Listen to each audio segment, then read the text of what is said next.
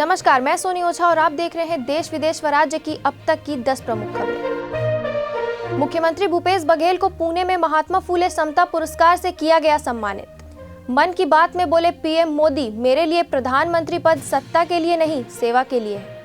पश्चिम बंगाल के नादिया में अंतिम संस्कार के लिए शमशान जा रहे लोगों को ट्रक ने मारी जोरदार टक्कर, 18 की मौत। रायपुर में तेज रफ्तार कार ने स्कूटी और बाइक को मारी ठोकर, एक युवती की मौत, 4 घायल। छत्तीसगढ़ में कोरोना के नए वेरिएंट को लेकर अलर्ट जारी, विदेश से यात्रा कर लौटने वालों की तैयार होगी सूची। यूपी टेट का पेपर व्हाट्सएप पर हुआ लीक, रद्द की गई परीक्षा, कई लोग गिरफ्तार। अभिषेक बच्चन ने अपनी फिल्म बॉब विश्वास को बताया विद्या बालन की कहानी से बेहतर। गौतम गंभीर को आईएसआईएस से तीसरी बार ईमेल के जरिए मिली जान से मारने की धमकी। आज गोरखपुर शहर में होंगे मुख्यमंत्री योगी आदित्यनाथ, देंगे विकास की सौगात।